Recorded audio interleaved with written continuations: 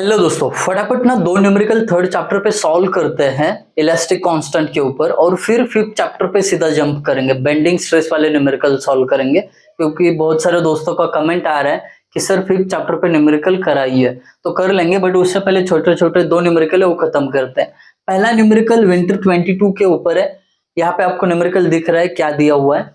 अब वो न्यूमेरिकल में कहा गया है कि एक स्क्वायर रॉड है जिसका साइज 40 mm बाय 40 mm है, तो बी उसका 40 mm लिखा मैंने, जिसपे लोड आ रहा है 130 किलो न्यूटन, उसको न्यूटन में लिखा। उससे पहले लेंथ दिया था 4 मीटर और mm में 4000 हो गया। आगे जाके चेंज इन लेंथ भी दिए उन्होंने 1.5 mm है। उसके साथ साथ चेंज इन विड्थ यानी 40 mm थी ना, उसकी चेंज इन लेंथ मतलब कितना mm से बड़ी है वो भी दिया है 0.0060, ये उसका चेंज इन विड्थ है वो भी दिया है।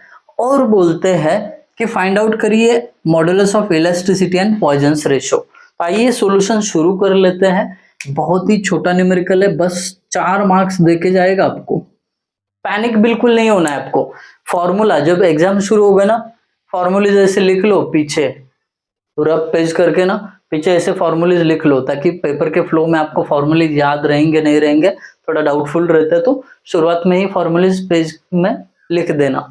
अब सॉल्यूशन कैसे शुरू करेंगे, देखिए दिया जो डेटा है ना उसमें से क्या क्या यूज आ सकता है वो देखो और उसके अकॉर्डिंगली शुरू करो। देखिए म्यू फाइंड आउट करना है, उसके लिए delta B upon B divided by delta L upon L लगता है। तो यहाँ पे आपके पास डेल्टा बी अपॉन बी भी है, डेल्टा एल अपॉन एल भी है ना, दोनों चीज है। तो सबसे पहले हम फाइंड आउट करेंगे पॉइजन्स रेशियो यानी म्यू, वो होता है delta B upon B divided by delta L upon L. देखिए यहाँ का फॉर्मूला उठा के delta B upon B upon delta L upon L, done. अब वैल्यू पुट करेंगे, डेल्टा बी कितना है 0.0060 डिवाइडेड बाय, आई होप यही वैल्यू है, ठीक है, डन। अपॉन ओरिजिनल विड्थ कितनी है 40 mm divided by 40 whole divided by delta L upon L, delta L कितना है 1.5 है divided by original length 4000। Okay, अब इसका आहिस्ता आहिस्ता कैलकुलेशन करते हैं, ऊपर वाला और नीचे वाला कैलकुलेशन करने का भी ट्रिक बता देता हूँ। ऐसे लिखना 0.0060 divided by 40 upon 1.5 divided by 4000। कैल्सी में ऐसा कर लो, ज्यादा लोड लेने की जरूरत नहीं है। अब देखिए क्या आएगा इसका answer, where is कैल्सी,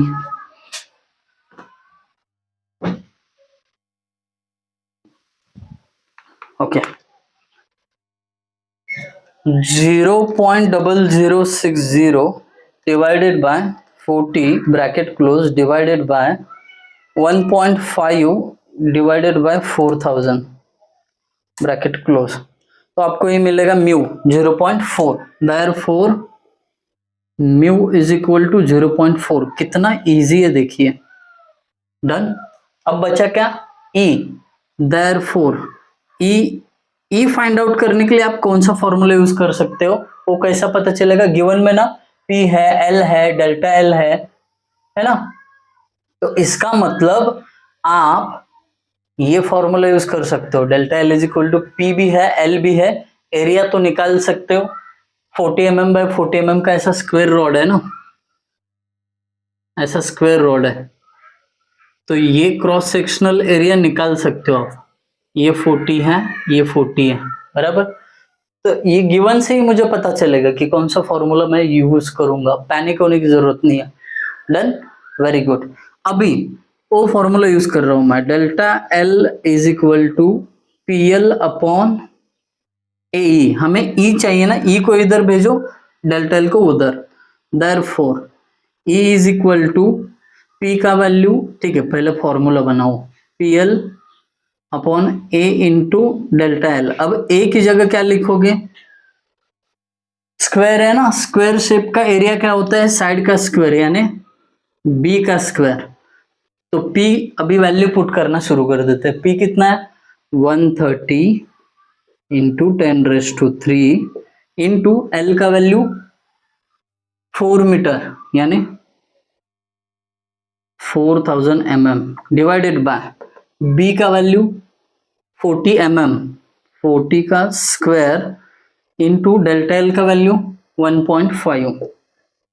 that's it. इसका कैलकुलेशन करो, आपको E मिल जाएगा। मैं कैलकुलेशन कर लूँ, आप क्रॉस वेरीफाई कर लेना। 130 इंटू 10⁻³ इंटू 4000 डिवाइडेड बाय 40 का स्क्वायर इंटू 1.5,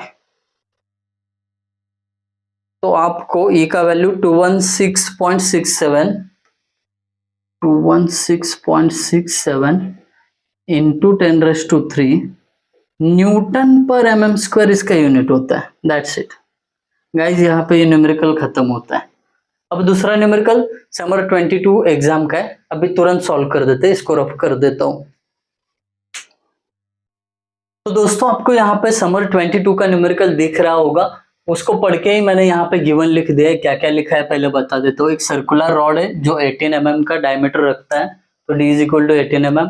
उसका लेंथ 30 सेंटीमीटर है, तो उसको mm में करना पड़ेगा। तो सेंटीमीटर का mm में कैसे करते हैं, बाय मल्टीप्लाइंग 10।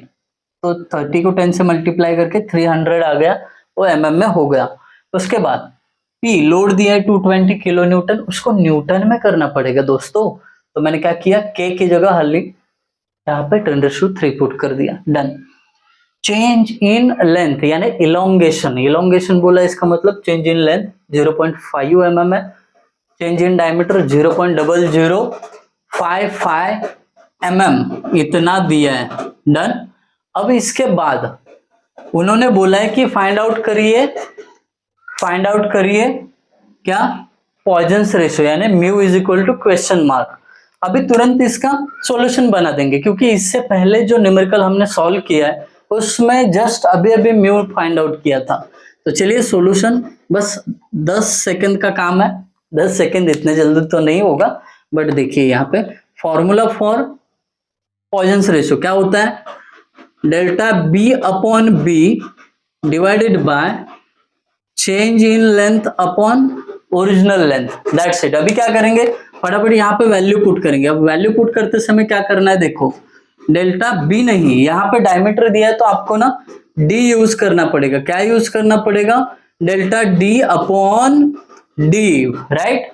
अभी क्या करेंगे, फटाफट वैल्यू पुट करेंगे। यहाँ पे डेल्टा D कितना है, डेल्टा D यहाँ पे 0.0055 डिवाइडेड बाय, यहाँ पे D कितना है, D का वैल्यू 18 mm है, तो डिवाइडेड बाय 18।